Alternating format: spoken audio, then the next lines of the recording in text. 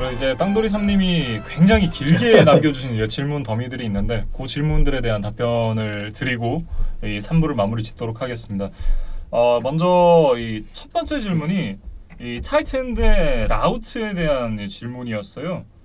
그러니까 타이트엔드를 와이드 리시버로 쓸 수 없는 이유가 전문 리시버가 탈 수 있는 이 라우트를 탈 수가 없기 때문에 이 와이드 리시버 역할을 할 수 없다고 어디선가 들으셨다고. 근데 뭐 가끔 보면 이제 타이트엔드가 뭐 와이드 리시버의 위치로 갈 때도 있는 것 같고, 특히나 이제 슬롯에 위치할 때면 슬롯 와이드 리시버와 같은 라우트를 타는 거 아닐까요? 뭐 이렇게 얘기를 해주셨는데, 네. 예, 타이트엔드와 와이드 리시버의 라우트에 어떤 차이가 있는지를 조금 얘기를 해주시면 좋을 것 같습니다. 알겠습니다. 그러니까 일단 그 라우트라는 게 네, 어느 방향으로 뛰어나가서 어느 방향으로 꺾느냐, 그러니까 그렇죠. 나가는 방향과 꺾는 방향의 정도, 네. 이거에 따라서 기본적으로 9개의 기본적인 라우트로 구분이 됩니다. 네, 그래서 이걸 그려보면 이제 나무가지처럼 생겨서 라우트 추리라고 부르거든요. 네.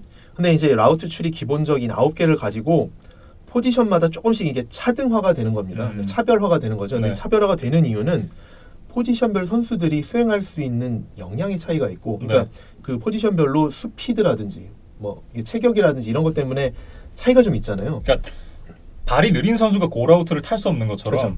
그리고 이제 그런 이유가 뭐 시간을 무한정 주면 좋겠지만 네. 사실은 쿼터백이 쌔당하기 전에 공을 던질 수 있는 시간에 뛰어야 되는 라우트거든요. 그렇죠. 그렇기 때문에 이 기본적인 9개의 라우트를 출발점으로 해서 타이드엔드나 러닝백은 보통 전부는 아니지만 대부분이 이 15야드 안팎에서 정해지게 됩니다. 네. 비슷한 똑같은 라우트를. 그다음에 와이드 리시버는 좀 더 스피드가 좋기 때문에 그걸 좀 더 20야드까지 벌립니다. 네. 그래서 그 스피드에 갈 수 있는 거리가 더 많기 때문에 그렇죠. 그렇게 벌려놓고, 그 다음에 어떤 방향 전환 능력이라든지 민첩성이라든지 이런 거에 따라서 좀 더 역량이 그런 면에서 뛰어난 리시버들의 라우트 추리가 좀 더 복잡한 거죠. 그렇죠. 그렇기 때문에 라우트 추리의 다양성이라든지 복잡성이 와이드 리시버가 가장 좀 복잡하다. 네. 상대적으로 스피드가 떨어지고 체격이 큰 타이드엔드는 그거보다는 좀 제한적이다. 그런 부분이 있고, 그 타이드엔드가 뛰는 위치가 타이드엔드의 역할상 네. 타이드엔드는 블로킹도 해줘야 되고 그러면서 패스 캐칭도 해야 되는 거잖아요. 그러니까 타이드엔드가 위치가 어디냐면 오펜시브 라인맨들 옆에 위치하게 가장 되잖아요. 바깥쪽이죠. 네. 그러니까 그 오펜시브 라인맨 옆에 서기 때문에 이게 필드 중앙 부분을 뛰는 거기 때문에 네. 필드 제일 끝에서 뛰는 와이드 리시버와는 조금씩 차이가 생기는 거죠. 그런데 이제 이렇게 보시면 될 것 같아요. 아까 이제 말씀하신 것처럼 타이드엔드가 슬라드에서 뛰면 그 슬라드 와이드 리시버 같은 거 아니냐? 맞습니다. 네. 그러니까 사실 그래서 타이드엔드가 뛰는 그 라우트 추리는 슬롯 리시버가 뛰는 것과 상당히 비슷합니다. 비슷한데 단 슬롯 리시버가 방향 전환 능력이나 스피드가 더 좋기 때문에 네. 그게 조금 더 각도의 방향이 크고 조금 더 스피드로 갈 수 있는 거리가 먼 거죠. 그렇죠. 그래서 그런 경우에는 사실 리시버가 뛰는 라우트하고 상당히 비슷하죠. 그리고 심지어는 요즘에는 이제 타이드엔드의 운동 능력이 워낙 좋아졌기 때문에 네. 심지어는 일부 타이드엔드 중에는 와이드 리시버처럼 X나 Z 포지션에 써서 그냥 고라우트 뛰는 타이드엔드들도 있어요. 네. 그렇기 때문에 갈수록 그 차이는 줄어들고는 있으나 일반적으로 그 어떤 스피드나 민첩성, 그다음에 방향 전환 능력, 순간적인 능력 그런 부분들이 리시버가 더 뛰어나기 때문에 와이드 리시버가 뛰는 라우트 추리가 더 거리상 멀고 꺾는 각도가 조금 더 각도가 크다, 이렇게 네. 말씀을 드릴 수 있을 것 같습니다. 네, 이제 간단하게 이제 첫 번째 이제 타이트엔드가 어떤 라우트를 탈 수 있는지, 와이드 리시버와 어떤 차이점이 있는지에 대한 질문에 대한 답변을 드렸고요. 두 번째 질문입니다. 이제 이건 퍼스널에 관련된 질문 같은데요.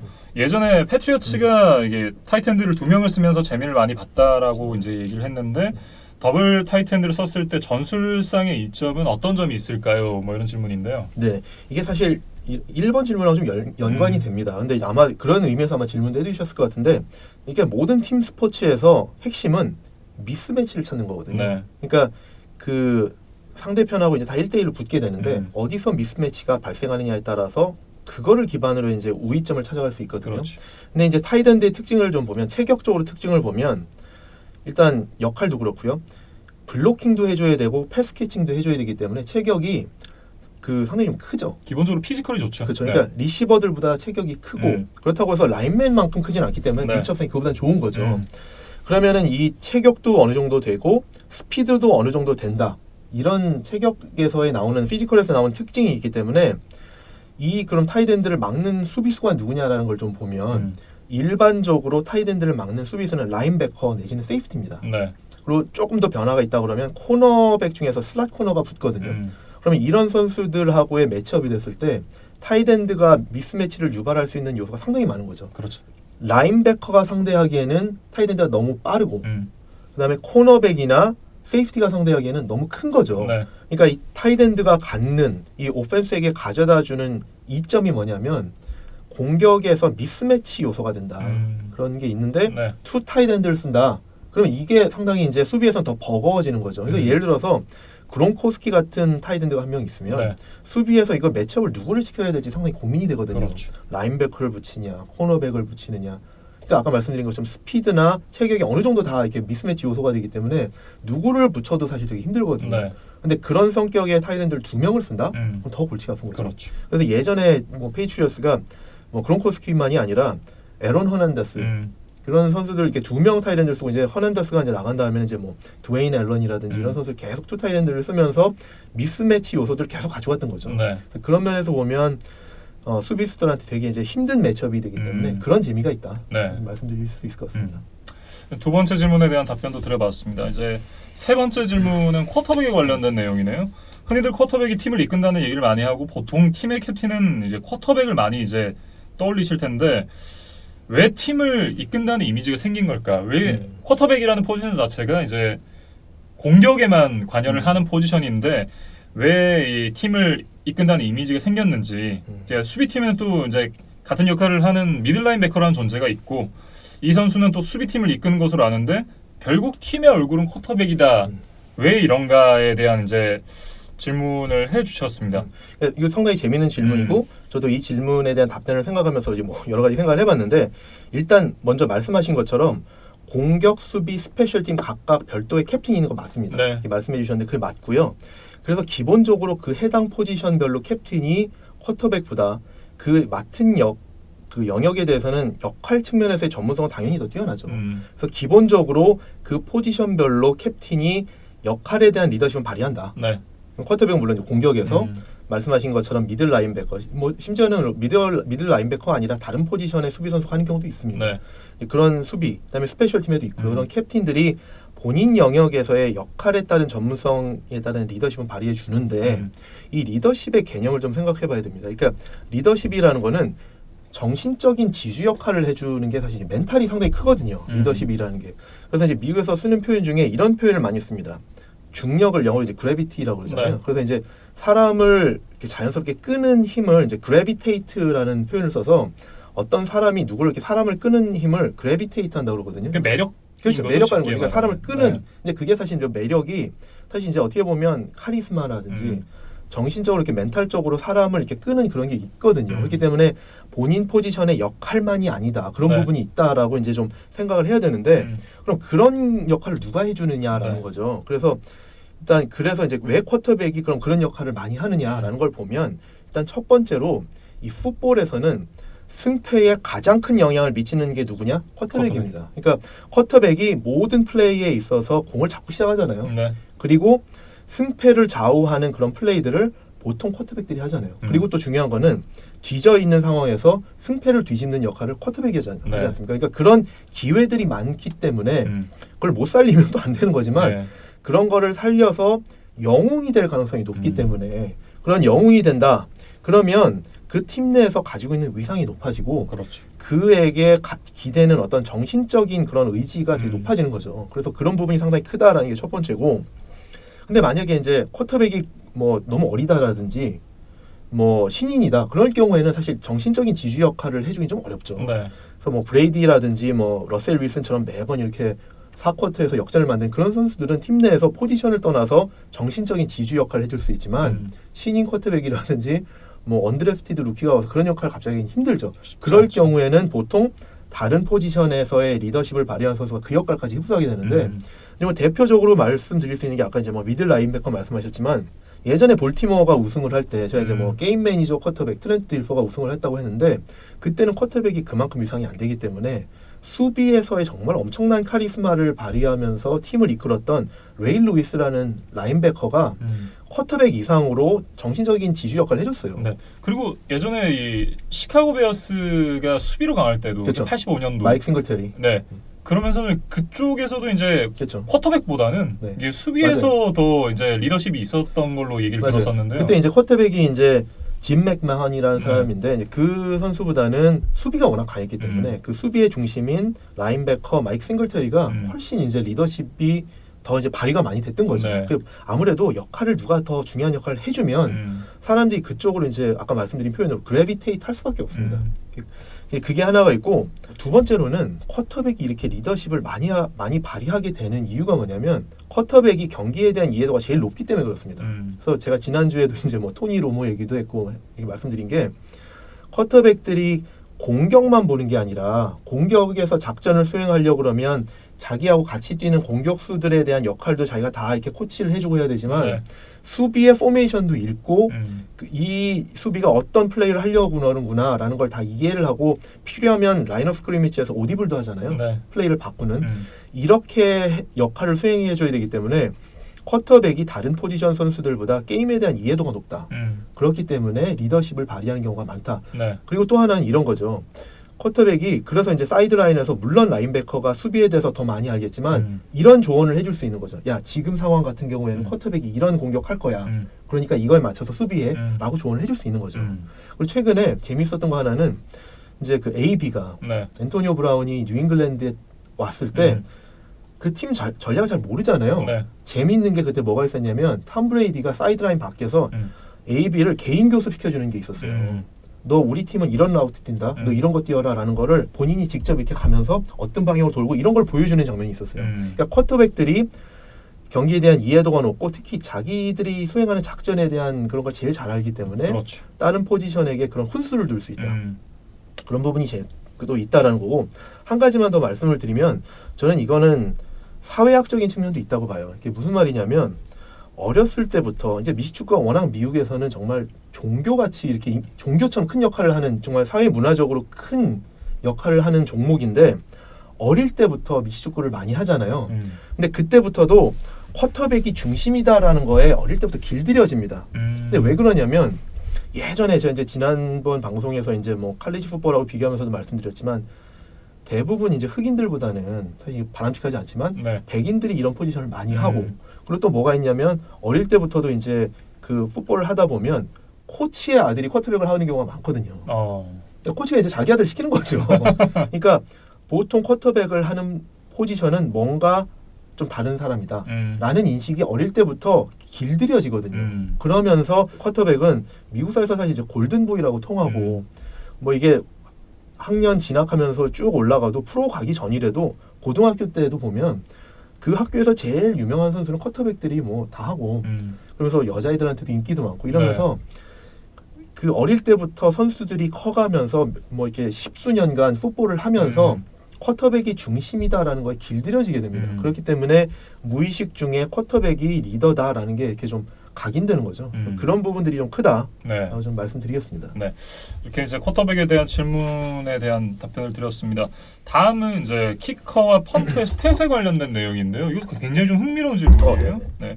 중계를 보다 보면 이제 펀터가 나올 때 키커가 나올 때 스탯이 좀 다른데 펀터는 보통 이제 인사이드 20야드가 주 스탯인 것 같고 키커는 터치백을 주 스탯으로 보여주더군요. 근데 딱 생각해 보면 펀터의 스탯인 인사이드 20가 더 좋은 것 같은데 키커도 인사이드 20로 차면 되지 않을까 싶거든요.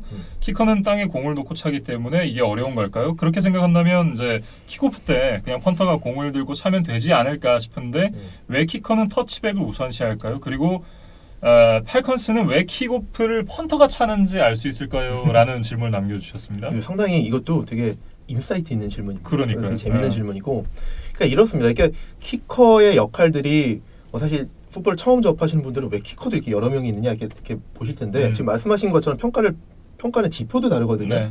일단 둘 다 목적은 똑같죠. 둘 다 목적은 펀터던 킥오프를 하는 키커던 상대방을 본인들 진영 깊이 박아놓는 게 목적입니다. 최대한 우리 진영에서 멀리 보내는 그렇죠. 거죠. 이제 그러니까 공격하는 팀이 최대한 제일 후방에 이렇게 박히게끔. 네. 그걸 이제 현지 표현을 이제 이렇게 핀한다고 표현하거든요. 그러니까 현재 이제 핀을 꼽아놓듯이 네.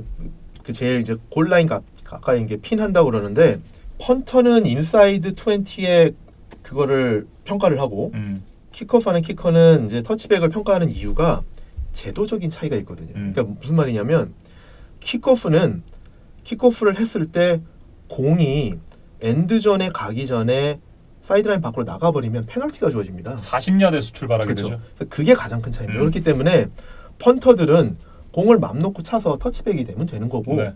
내가 찬 공이 사이드라인 밖으로 겨냥해서 많이 차잖아요. 사이드라인 밖에서 골라인 제일 가까운 부분에서 나가면 최선이거든요. 그러니까 최대한 그렇게 차놓으면 최선이고 킥오프하는 입장에서는 엔드존 전에서 공이 나가버리면 이게 40야드에서 시작하니까 그렇게 찰 수가 없는 거죠. 네. 그렇기 때문에 이제 터치백을 할 때는 인사이드 20라는 걸 평가하기가 어렵고 그래서 그거의 차선책인 네. 킥오프를 했을 때 그 터치백이 되면 25야드로 나오거든요. 그러니까 원래는 이것도 사실은 20야드였어요. 네. 근데 이게 킥오프를 자꾸 없애기 위해서 음. 부상이 많으니까 킥오프에서 부상이 많이 발생되기 때문에 킥오프를 없애기 위해서 자꾸 공격 시작점을 좀 더 이렇게 앞으로 가지고 나와서 웬만하면 리턴하지 마라 이런 그런 얘기죠. 거죠. 그걸 이렇게 리턴 안 하는 걸 장려하기 위해서 25야드로 가져 나오는데 원래는 이 터치백도 킥오프에서는 20야드였어요. 그렇기 때문에 인사이드 20나 그 터치백으로 20야드나 큰 차이는 없었는데 네. 이제 조금 차이가 생기는데 어쨌든 그런 어떤 제도적인 차이 때부터 그런 차이가 생긴다. 네. 그리고 이제 말씀하신 것처럼 이제 어떤 그런 페널티도 주어지고 이제 리그에서 이제 자꾸 킥오프를 못하게끔 장려하기 위해서 이제 이런 걸 한다고 말씀을 드렸는데 그래서 극단적으로 칼리지 풋볼에서는 최근에 어떤 룰까지 도입했냐면 칼리지 풋볼은 킥오프 룰을 만들어서 아예 거기서도 또 하나의 장치를 만들어 놓은 거죠. 페어 캐치에서 아예 이거는 리턴하지 마라. 라는 장치들을 자꾸 만들어간다. 아, 킥오프에서도 페어 캐치를 할 수 있게. 네. 그러니까 자꾸 이제 킥 리터너를 보호하는 장치를 좀 만들어가는 거죠. 네, 어쨌든 이 질문의 핵심에 대해서는 그 차이는 그 킥오프는 페널티가 있다. 네. 20야드 안쪽에 공을 놓기 위해서 찼는데 공이 사이드라인 밖으로 엔드존 전에 나가버리면 페널티가 주어지기 때문에 그 리스크 테이킹을 할 수가 없다라는 거죠. 그래서 그럴 바에는 차라리 차선책으로 터치백을 하는 거다. 네. 저는 한 가지 더 이제 말씀을 드리고 싶은 건 펀터는 공을 들고 차고 키커는 공을 찍고 차잖아요. 어쨌든 이 궤적이 달라질 수밖에 없기 때문에 펀터가 차는 공은 이렇게 날아간다면 킥오프는 이렇게 날아가게 되죠. 그렇죠. 그러니까 그 각도가 더 높이 뜨는 거죠. 네. 포물선이 더 그러면서 이제 채공 시간이 훨씬 더 높아지기 때문에 맞아요. 그래서 달려가서 잡을 시간이 더 많아지는 거죠. 네. 그러면서 이제 터치백으로 멀리 보내지 않으면 웬만해서는 리터너가 잡고 달려 나올 시간이 충분하잖아요. 그렇죠. 네, 그렇기 때문에 오히려 이제 그 인사이드 20이 사실 크게 의미가 없지 않나.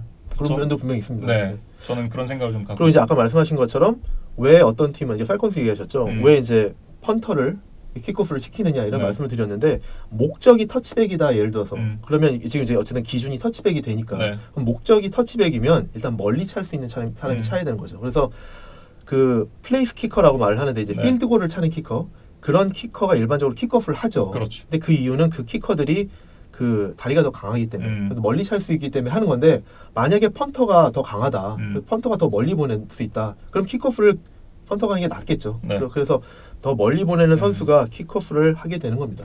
그러니까 플레이스 키커랑 펀터랑 역할을 한 사람이 수행을 하게 되면 아주 팀 입장에서는 너무 좋죠. 왜냐하면 로스터가 53명인데 한 명을 더 사용할 수 있는 거잖아요. 그래서 한 명의 로스터 자리가 생기기 때문에 그럼 다른 포지션을 채울 수 있기 때문에 상당히 도움이 되는데 이 미식축구는 진짜 다른 어떤 종목보다도 역할이 전문성, 그렇죠. 그거에 따라서 세분화가 많이 돼 있는데 그 다른 포지션을 소화하기가 쉽지 않다. 네. 근데 심지어 비슷해 보이지만 플레이스 키킹과 펀팅마저도 이게 좀 전문성이 나눠진다. 네. 그렇게 보면 될 것 같습니다. 그렇습니다. 어쨌든 같이 할 수 있다면 뭐 팀에 굉장한 이득을 가져다 줄 수 있죠. 팀 입장에서는 뭐 너무 좋죠. 네. 다음 질문으로 넘어가겠습니다. 이제 T에 대한 이제 질문은 저희가 댓글로 이제 답변을 남겨드렸고요. 이제 마지막 질문, 구단의 수익에 대한 질문인데요. 예전에 이제 경제 라디오에서 NFL의 공산주의식 운영에 대해 이제 얘기를 들으신 바가 있다고 해요. 이제 표값을 전부 NFL이 가져가서 이제 나눠준다. 32개 팀에 이제 나눠주고 결국 이제 구단이 각자 올릴 수 있는 수익은 이 멀천다이징, 그러니까 물건 파는 거랑 이제 음식을 파는 거에서 나오는 건데 그래봤자 이제 1년 운영비가 절대 안 나올 것 같다. 그 경제 라디오 얘기만 들으면 각 구단들은 지금 저희가 이제 사실 수익이 안 나오는 방송을 하고 있는 것처럼 이제 거의 기부성으로 구단을 운영하는 것 같은데 구단 수익은 어디서 나오는 걸까요? 라는 말씀을 해주셨어요. 저희는 뭐 일단은 수익이 안 나는 방송을 하고 있습니다만 제가 생각했을 땐 구단이 어쨌든 미국이라는 나라에서 가장 큰 프로 스포츠에서 수익이 안 나오는 운영을 한다? 그러면 이건 미국이 아니에요. 그렇죠. 그래서 일단 말씀하신 것처럼 그 수익이 안 나오지 않고요. 네. 일단 이게 질문하신 분이 말씀하신 것처럼 구단 손익이 그 멀천다이징과 이제 음식 팔기 이제라고 표현해 주는데 컨세션이라는 표현을 쓰거든요. 네. 컨세션과 멀천다이징에서 구단 손익이 나오는 건 아닙니다. 그리고 이제 그렇기 때문에 이제 기부성으로 이제 구단을 운영하는 것도 아니고요. 사실 저는 방송국에 다니잖아요. 제가 이 부분에 대해서 말씀드릴 수 있는 건 네. 중계권을 팔아요. 방송 중계권을 물론 이제 NFL이 팔지만 그 방송 중계권에 대한 수익도 결국은 나누는 거거든요. 가장 큰 수익은 중계권입니다. 그렇죠. 그래서 이제 잘 말씀해 주셨고 그 NFL 구단들이 가져가는 이제 레비뉴 구조 아까 이제 말씀하신 거에 맞는 내용도 있어요. 이제 뭐가 있냐면 NFL이 리그 차원에서 매출을 발생시켜서 그거를 팀들한테 동일하게 나누는 게 있거든요. 네. 그리고 이제 팀이 자체적으로 창출하는 매출도 있고요. 그래서 이걸 좀 구분해 보면 일단 NFL이 팀들을 대표해서 네. 리그 차원에서 매출을 창출해서 32분의 1로 나누는 레비뉴를 그게 이제 내셔널 레비뉴라고 하거든요. 네. 그러니까 리그 차원에서 전국 구성의 레비뉴죠. 근데 그게 제일 큰 게 뭐냐면 말씀하신 것처럼 TV 중계권입니다. 중계권을 방송국들에 팔아서 그 나오는 수익을 32분의 1로 나눠 갖는 건데 네. 이게 사실 어떻게 보면 지금도 제일 크지만 예전엔 더 컸었거든요. 네. 이게 많이 나올 때는 예전에는 팀 수익의 그러니까 매출의 70-80%까지 차지한 적도 있어요. 근데 지금은 이제 구단들이 매출을 다원화하기 때문에 네. 다른 것들이 좀 커져서 이 포션이 적어지긴 했지만 지금도 모든 구단의 매출의 50% 이상은 TV 중계권에서 나옵니다. 네. 그래서 리그 차원에서 협상해서 나눠지는 그렇죠. 그게 있고 또 이제 리그 차원에서 창출하는 게 뭐가 있냐면 멀첸다이징입니다.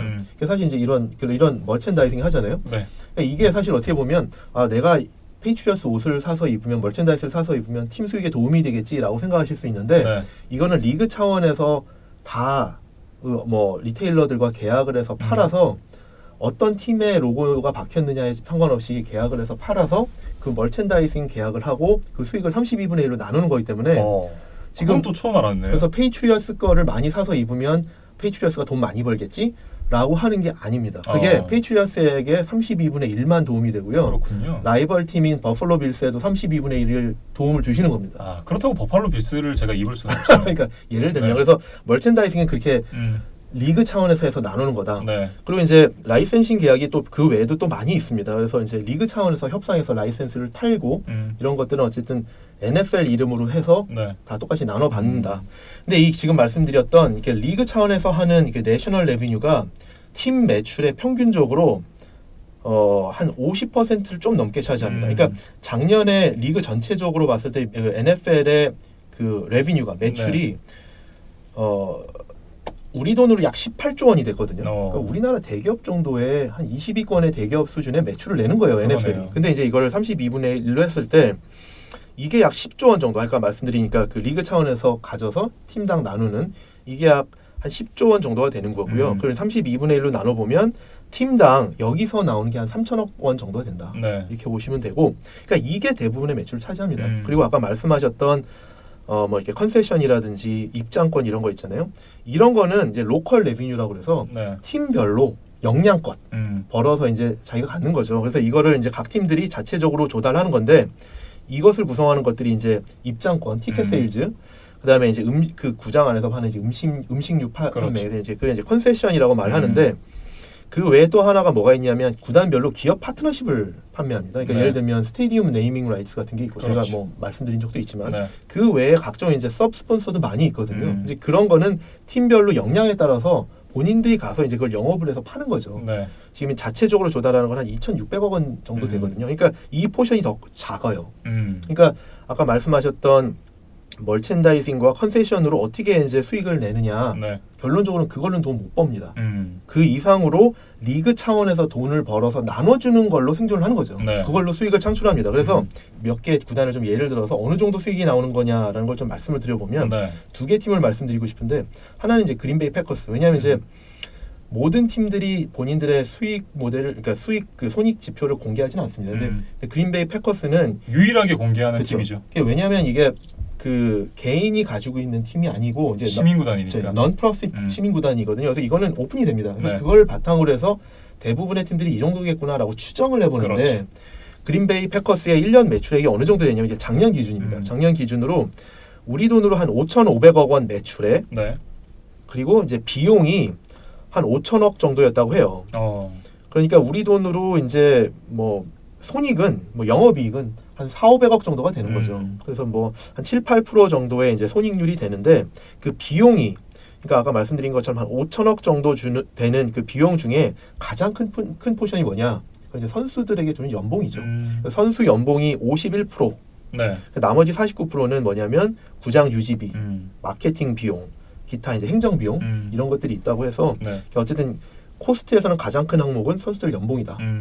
근데 이제 달라스 카우보이스도 이제 잠깐 좀 말씀을 드리면 네. 카우보이스는 또 공개가 돼요. 근데 이게 누구한테 공개가 되느냐? 퍼블릭에 다 공개되는 게 아니라 사실은 포브스지가 이거를 받아다가 기업 가치 평가하는 데 써서 이거 다 오픈을 해버리죠. 아하. 근데 이제 카우보이스는 아까 말씀드린 것처럼 셀러리 캡이라는 제도가 있기 때문에 팀당 비용 구조는 큰 차이가 안 나는데 매출액에서 이제 차이가 나는 거죠. 그러니까 결국 그러면 이제 그 부분이 순수익인 건데요. 그렇죠. 이제 그러니까 기본적으로 비용 구조는 비슷비슷한데 수익이 어디서 나느냐, 누가 돈을 더 많이 벌어오느냐, 매출을 많이 발생시키느냐인데 그렇죠. 아까 말씀드렸던 그 매출액도 리그가 대표해서 가져오는 거는 32분의 1로 나누기 때문에 거기서 차이가 별로 안 나고 네.